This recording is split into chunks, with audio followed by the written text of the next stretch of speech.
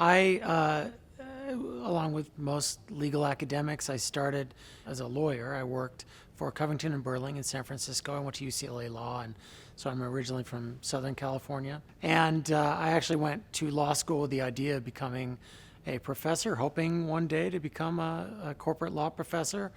And I practiced in corporate and securities law for a firm in San Francisco for about 4 years. I went to Northwestern for a couple of years, where I was the visiting assistant professor in securities and finance.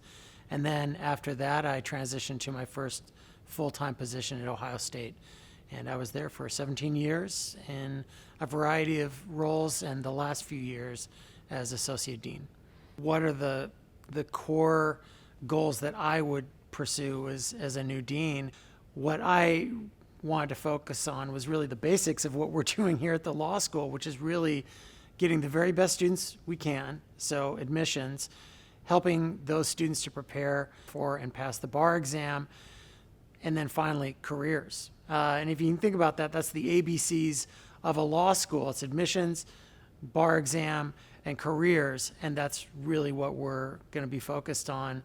It's a little bit of a kind of back to basics view, but I think that that's how we're going to continue to gather momentum and strength as a law school. So the Society of Benchers, I've learned, is a really elite organization, really hard to get into, also made up of folks who are really committed to the success of the law school. So I've learned that it's obviously great to be a part of, myself quite an honor to be a part of, but also I feel like it's really a resource for the school to rely on just as they think about helping our students and really preparing our future benchers for legal practice and for leadership. What you see when you look at the group is just the diversity of things that they've done and accomplished. So, we have folks in business, we have folks in more traditional areas of the law, and of course we have faculty. So it's a great breadth of strength that they're going to be bringing to this organization. For the Society of Benchers, for the people that are part of this class, you feel like you are part of this continuing legacy. And again, what I would hope is that you're not just looking backward at the fantastic folks that have been part of the Society of Benchers, but you're thinking, okay, now this is a moment where I can think about how to pay it forward and what I can do to help mentor, to guide future benchers.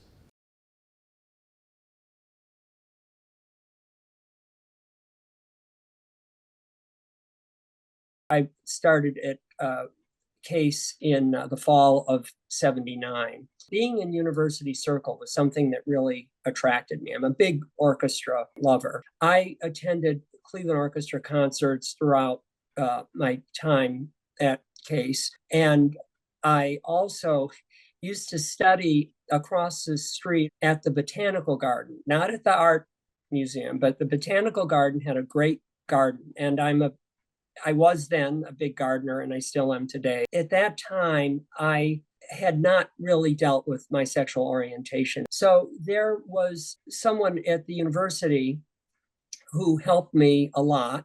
In addition to my friends, I started talking to my friends. The school had a counselor who helped me. It was a real relief coming to that acceptance. It was something that I really resisted. But once it was there, it was so natural. It was sort of like giving up the chemical engineering and wanting to go into law. It really was a wonderful experience for me to be at Geisse when I was going through that. And I thought it was a nurturing environment for that. Jim Henson Company was a client. It was a client of the firm going way back. And in 1990, I started to work with them. They were a riot to work with. I would laugh through these meetings so hard. They always had the kookiest things. They were a wonderful client. So they did a video where they created a Lawrence Eli applesauce puppet in my office. I am so glad that you're applying to replace me as outside trademark counsel to the Jim Henson Company. I mean, I would hate for that lovely group of folks to be without reliable advice once I retire. Now, shall we go through some basics? Oh, Larry. La. Pass it on. I got the job, right? I take it back! I'm not retiring. I couldn't possibly. Colleagues, I'm sorry. I take it all back. I'll be in the office first thing Monday morning. when I saw that, I was so taken aback and so highly complimented and thankful that they would do something like that. It was really a treat. I really am deeply honored. I really don't think I deserve it and don't know where this came from, but I am honored with this. And I'm really happy to remain part of the community. I love Cleveland. It's the love of Cleveland, but it's also love of the university. And most importantly, the people that were associated with it when I was there. And to the extent I have relationships with people there now, the wonderful people that really make up the university.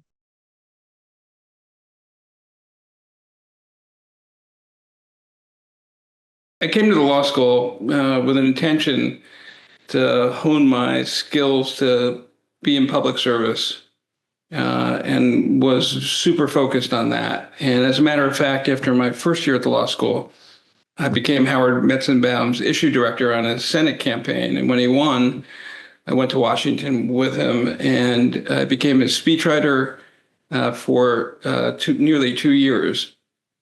And that experience was transformational for me. He was an amazing man and an incredible icon who cared only about working people in the state of Ohio. And I had the privilege of writing nearly every word he spoke for that 2-year period of time, which just furthered my commitment to public service. And the law school, when I came back, was just a great opportunity to hone all those skills.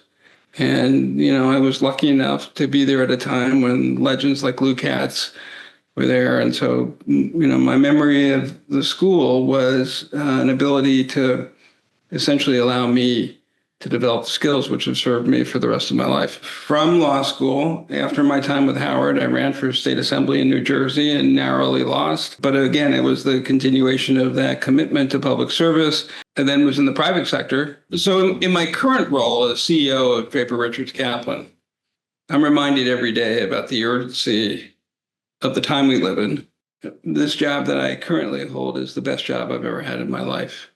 And we're reminded every day that though the world is full of challenges, a human being can make an enormous difference in the lives of others. And in fact, our portfolio of 243 companies is directly impacting nearly 400 million lives, all of whom are vulnerable populations across the world.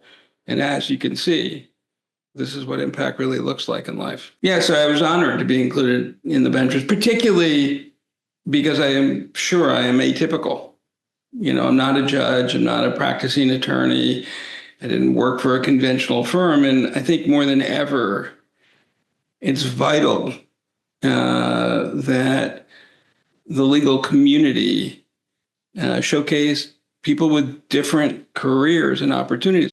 The message I have for the legal community as I look forward is really not for the legal community. If there's nothing clearer than this idea that we are all connected, doesn't matter what you're doing, the externalities and the polarizations and the fragility of institutions today make us all participants. This is not a time to be on the sidelines. Everybody has to actively participate if we want to preserve this democracy that we have.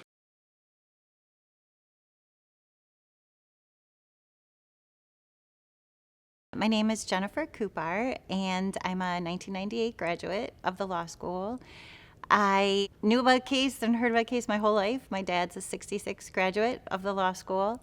I thought about going to law school when I was little, but decided I wanted to teach, so I got an elementary education degree from Miami University. Spent a year teaching 5th grade and decided maybe law school wasn't such a bad idea after all. So I applied, looked at a bunch of schools, but fell in love with this place pretty much the minute I set foot in the building and on campus, and loved being in University Circle and all of that. To be honest, I was one of those people who didn't know what I was going to do with my law degree. It was something that had always intrigued me. I loved, arguing and analyzing things, and knew that I'd enjoy the 3 years here. After my first year of law school, I loved my legal writing class. So I actually told my professor at the end of the year, this is what I want to do when I graduate. And it kind of married my two degrees, my law degree and my undergrad teaching degree. And so that's how I ended up back here teaching. I just, it's a perfect fit for me. Just the gratitude I feel toward the law school is the thing I'd want them to know. This place has just meant so much to me.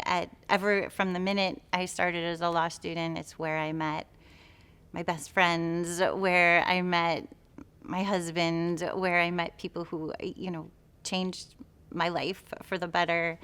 And I just feel so incredibly fortunate that I get to come in every day and be a part of students' lives who are starting out in their career, and watching them grow and mature and trying to figure out ways to be creative and teaching and keeping them engaged. It's something that I love. And I will be forever grateful to the school that it gave me the opportunity to do something that I enjoy doing so much.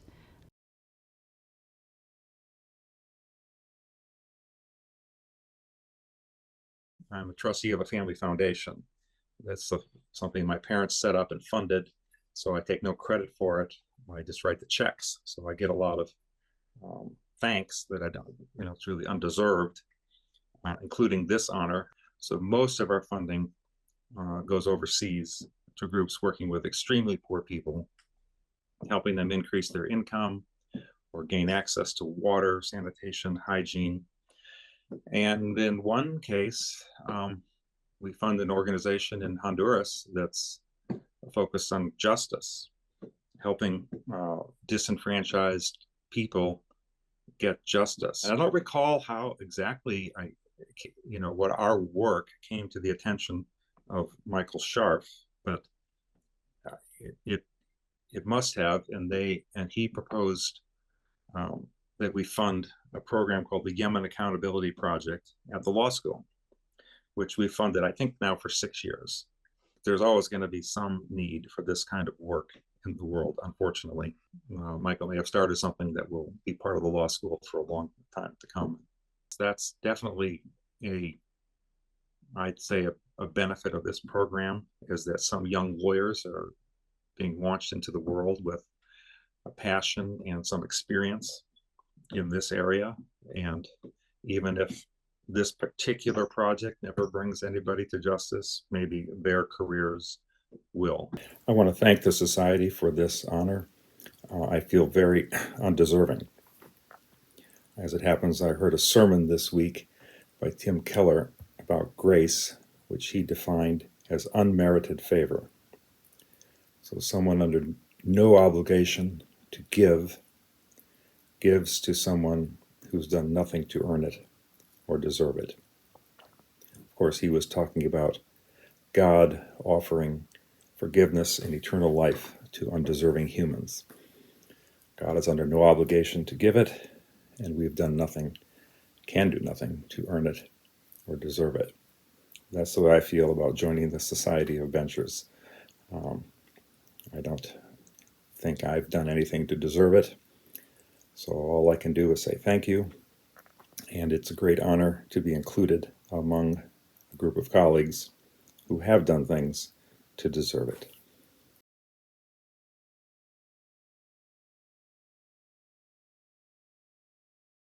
I got to Case because it was a place I literally always wanted to go to law school. I grew up in Youngstown, Ohio, and had always heard great things about Case.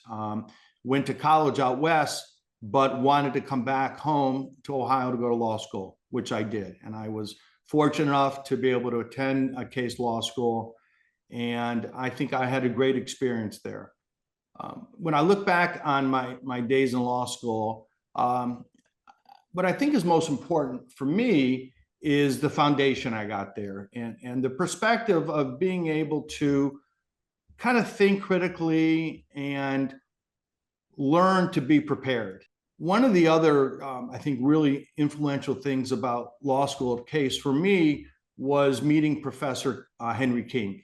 And he was one of the lawyers in the Nuremberg trials. And what I took from that was how important it was in the ability to use the law for good. And I always, in my career after leaving law school, had thought about, wow, how great that was. He was able to do good with the law, and, you know, for a good cause.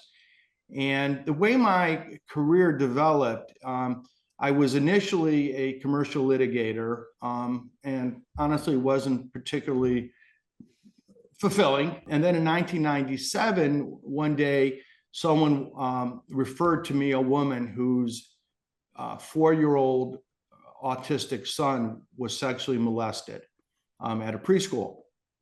And there weren't lawyers that specialized in this.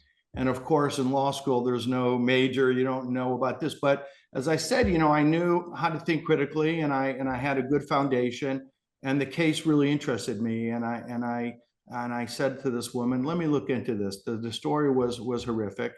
And so I took that case on, and it literally changed my life. It was so rewarding in so many ways that I decided to dedicate my career to representing kids who had been molested. And that's how it started for me. And the practice has grown substantially. I have about 50 lawyers now across the country that work at my firm. And I feel very blessed to be able to focus on this area because, you know, it reminds me of, you know, what I learned in law school from Professor King, being able to use the law for good. And, you know, it is rewarding.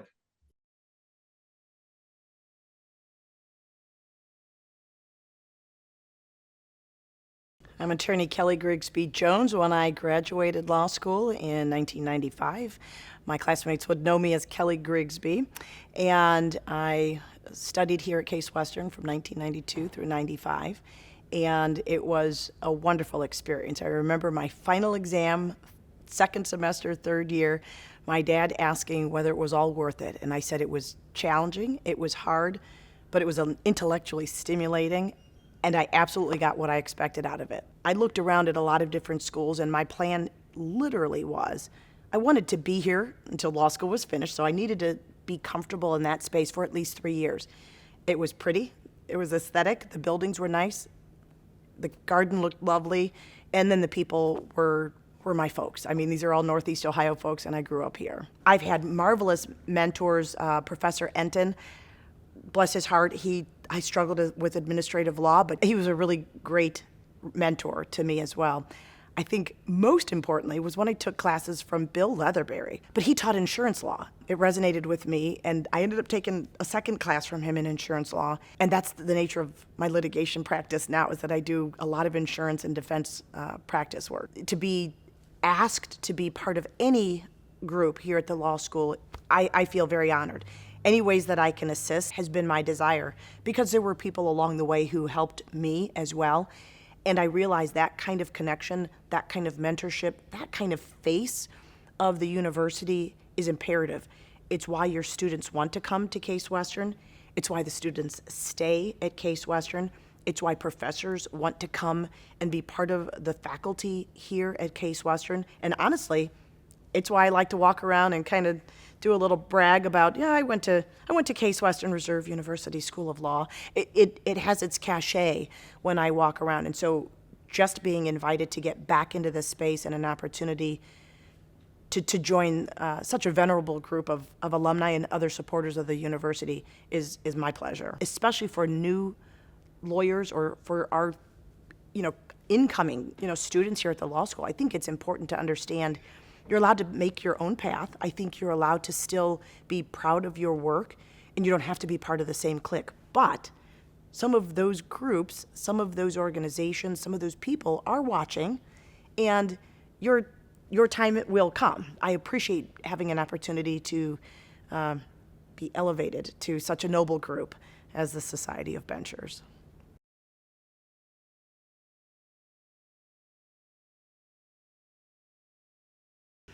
Got to Case because I decided to go to law school after changing my career idea from international relations. I narrowed it down to 3 schools, but decided I really wanted to be in an urban setting.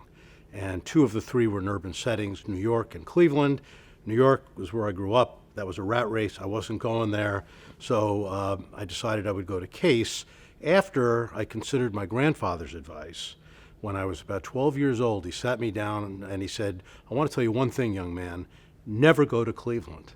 It's a horrible place. I had a horrible experience there.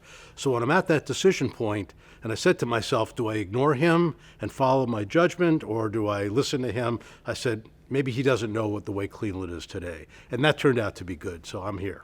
I got here in 1972, brand new building. And I walked into this building, brand new, and I said, this is serious. I'm into a serious profession here. This is no longer, philosophy and religion. So I got excited, and I said, I'm on to a new stage of life. Moot court convinced me that I could do what I do and did for my career. I made the team. It was the first year they had second-year law students on the national team, and our team won first place in the regionals. We went on to the nationals, and we were very successful. Moot court night was the first night my late wife met my parents. They came in for that. And if it wasn't for the moot court experience on top of the debating, I'm not sure I would have had the confidence to do what I did. I never tried a case as second chair. The very first trial I ever had, the law firm I went to right after the clerkship, I was there for about 2 years, they had a criminal case and they said, here, take this. I never handled any case. And I tried that case by myself, picked a jury, won, and I never looked back. I was first chair all the way through after that. And that's how I became known, and that's how I developed the business in Cleveland, because I was a first chair guy and would go in and would be very forceful in the case. And that's ironically how I got John Glenn as a client. And he became a lifelong friend.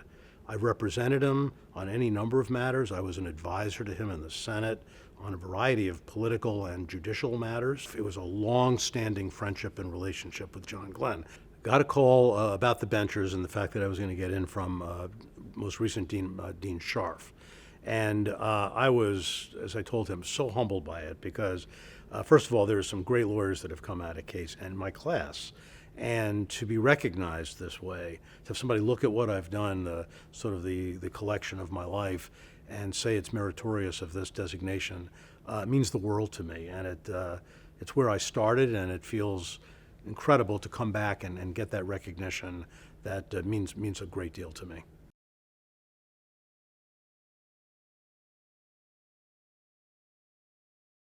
I grew up in Richmond Heights, Ohio, which is a small suburb outside of Cleveland.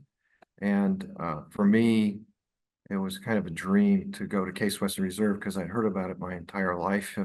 It was really the recognized university of the city. Certainly, I have fond memories of being at law school and of the people there. It's like so many other things that in life, the people that you associate with and you come in contact with leave indelible marks on your past, your future, your present. I was one of those folks that was, as you probably heard this from so many more people than me, Leon Gabinet, who I will put in the legend category, left his mark on me like he did on so many of the other law students at Case Western Reserve. And he really made my desire to go to tax evolve. We've had a lot of wonderful people that have come through Case Western Reserve. All of them don't practice what people think of as tax. Many of them go on to be business people. They don't always practice law, or they may practice an element of law and become great business people. But to me, that is such a rewarding aspect of my association with Case Western Reserve, is getting to know so many people and bringing so many of those people into my world where they could thrive and then possibly move on to even bigger and better things. I've always been focused on giving back. And so I established scholarships at funds at both Case Western Reserve Law School and my undergraduate school to focus on first generation college students. In law school, I let the deans decide where the money should go and where they think it's needed. But I would encourage alumni to think about the role that the law school played in their life and their career, and to consider paying it back. Because we all, I mean, for me, I'm very proud that I went to Case Western Reserve Law School. And I think we want to keep that alive. But that takes funding. It takes good people. It's going to take us going out and trying to, if we have family members, younger people in our families or acquaintances that are thinking about possibly going to law school, we should be encouraging them to go to Case Western Reserve. But I would lean back on your life's experiences and the role that the university played in your development and your future and your success, and take it to students that way, and also to think about giving back from a monetary perspective.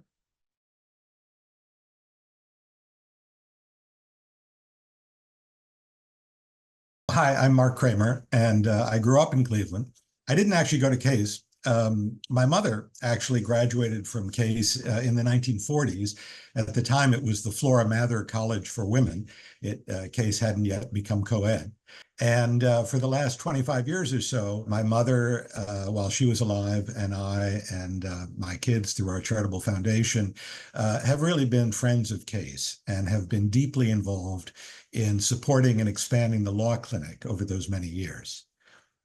When my father passed away in the early 1980s, and I myself had gone to law school in Philadelphia, we wanted to figure out a way to commemorate him, memorialize him in Cleveland with a major, prominent, reputable institution.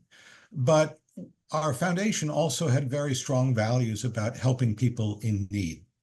And we realized that the law clinic really accomplished both. It trained lawyers for the future, but it also provided immediate benefits to people who couldn't afford their own representation. And so we began talking with the law school about what we could do to endow and expand the clinic. Well, we were fortunate that it was exactly that time that Case was drawing up plans for its new law school building, which we now think of as the primary building. And so we were able to endow the clinic in memory of my father and help design the clinic offices to be prominently displayed when you enter the law school, and to be designed really like a small law firm, so that people, even those who could not afford representation, would be accorded the dignity and respect of being treated as if they were true paying clients at a small law firm. Really to see how what started out as a pretty modest gift to endow a pretty modest program has really become an important part of the law school.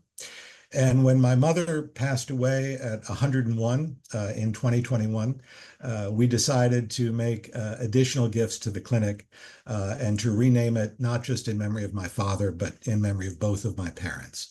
And it is really one of the contributions and organizations in Cleveland that we are most proud of having been a part of. So to me, it feels like a great honor and recognition to have that relationship memorialized by becoming a member of the Bencher Society, along with some of Cleveland's most prominent attorneys and judges.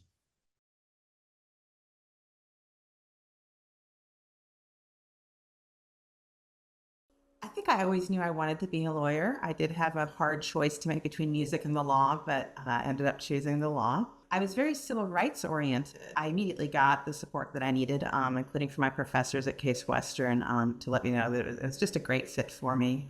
There were so many opportunities within the city of Cleveland while I was a law student. And even after I left Cleveland and left the Midwest, I've continued to get just incredible support from my mentors among my past professors at Case Western, who really made my career successful because of their support. So my career path has had all kinds of fun twists and turns. It's not not that there is such a thing as a typical legal career, but I went to DC basically to try to save the world. I did a lot of policy work in DC. I was the state public policy director for the National Abortion Federation for a couple of years. I've worked for the National Trial Lawyers Association, fought for President Clinton's judicial nominees on Capitol Hill. And eventually, what I learned from DC after 5 years was I wasn't using enough of the intellectual abilities that I had honed in law school, and I wanted to be more of a critical thinker and speak what I thought was the truth about matters. And I realized what I wanted more than anything was to be a legal academic, was to actually become a law professor. I loved watching my law professors at Case Western. They clearly really loved what they were doing. They were passionate about that law, and that passion really stuck with me over the years. So I ended up going back to law school, getting my second and third law degrees at University of Wisconsin. In record time, I got my LLM and SJD in 2 years flat, which had never been done before. And my dissertation was on basically predicting same-sex marriage 10 years before it happened. My dissertation work was used by some litigation groups in their impact litigation to argue that there was a constitutional right to same-sex marriage. And then I ended up working with those same groups as a named legal lawyer for a few years. So I've always been involved in policy work on, really important cutting edge policy issues, but also very much wanting to use my legal skills as a litigator. So I've always brought theory and practice kind of to the table together. And so I have been a professor over the years, but I've also been an impact litigator, fighting for not just LGBT rights, but also other social justice issues. I'm so honored to be inducted to the Venture Society, and absolutely tickled. Sometimes this country's too big, and I feel now that I'm in California, I'm so far away from Ohio, and I miss everybody there, and I miss Case Western. Shout out and huge thanks to my former professors for, to all of my former classmates and all of the members of the Case Western community who continue to make it such a great law school to be proud to be a part of.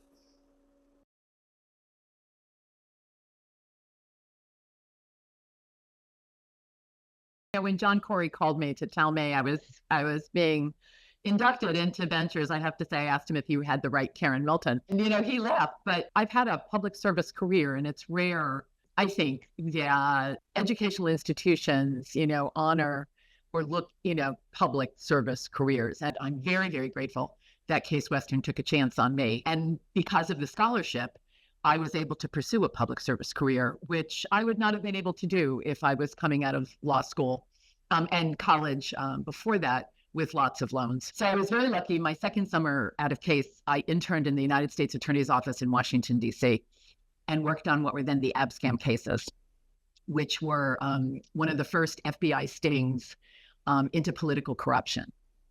And that was, talk about a fabulous summer, as an intern, getting to meet the United States Attorney, Chuck Ruff, getting to meet the Attorney General, Benjamin Civiletti. And that job, that internship helped me get a position in the Manhattan District Attorney's Office when Robert Morgenthau was the district attorney. And that was the start. And I then was able to work in a variety of other state and local investigative agencies after leaving the district attorney's office. Took a bit of a turn when I became the first continuing legal education director for the Association of the Bar of the City of New York. And that job led me to get to know federal judges and federal lawyers, judges in the federal courts and lawyers who practiced in the federal courts, which led me to become the circuit executive for the Second Circuit. But this career would never have been possible without Case Western Reserve. And I'm very proud to be a Case Western Reserve alum. And I'm very proud of the school that it has this initiative to raise $20 million to fund scholarships so that anyone who applies to Case Western Reserve Law School and needs financial assistance will have that opportunity. And it's just, you never know who's going to be the next great lawyer. But most important of all, who's going to be the next great public servant? And public service is important. And if we don't encourage students, college students, law students to go into public service, if we make it so expensive that they can't do that, we are really going to be missing an opportunity in this country. So I'm proud of Case, and I'm really honored to be invited into the Society of Ventures. I'm also still stunned, can't believe it's happening, but very grateful and very honored and very privileged to be a Case Western Reserve graduate and to now be invited into the Society of Ventures.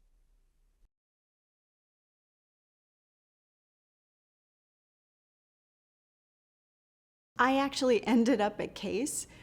It's kind of funny. It was one of those things where my dad taught at the dental school, and so I was exposed to Case at a very early age. I was developing x-rays in the dental school at 4 years old. So I have a long history with Case. And when I wanted to go to college, I knew I wanted to go to Spelman, and my dad said, okay, well then you'll go to grad school at Case. So for anyone who knows my origin story with Case Western Reserve, it really starts with my father. And so my ability when I was asked to join the board was an opportunity to continue his legacy.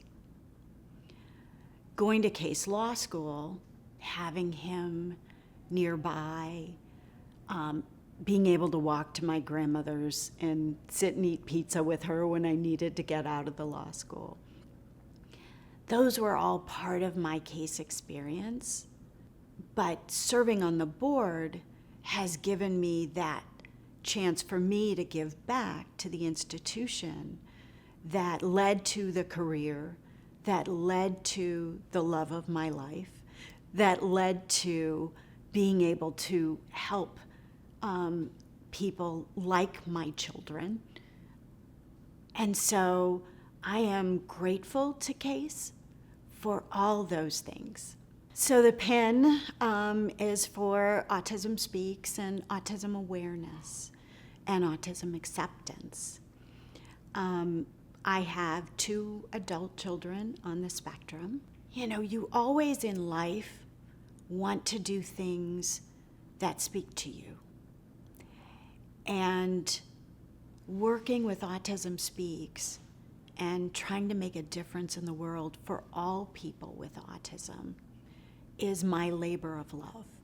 I was overwhelmed when I was called and said, we want you to be in the Society of Benchers, to be acknowledged for the work that I'm doing on behalf of our community and our society is something I never could have even imagined, and it warms my heart and fills my soul.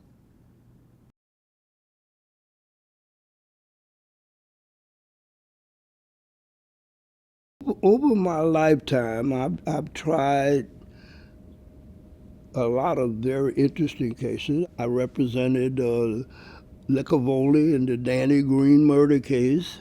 I represented Shonda Burns when he was considered public enemy #1. I got one of his convictions reversed and got him out of the federal penitentiary. That I take is an honor. I've argued in the United States Supreme Court personally 4 cases. I won 3 of them, but in all I've had about 6 cases that certiorari has been granted. I take those things to be honors. I did go to Western Reserve Law School, and at one time I was national president of the National Association of Criminal Defense Lawyers. I was the first black president elected to that organization, and incidentally they have a black president now. And I fraternized with some of the best lawyers that ever lived, and I'm proud of that fact. And I have one of my major remembrances that I get when I think about the Supreme Court. I was arguing a case that I lost 5-4. While arguing, I had said that the right of self-defense, and it was a self-defense case, is as old as man himself, and that so far as I'm concerned, the Constitution talks about it indirectly because it says we have in its preamble the right to the pursuit of happiness. How are you going to pursue happiness if you can't defend yourself?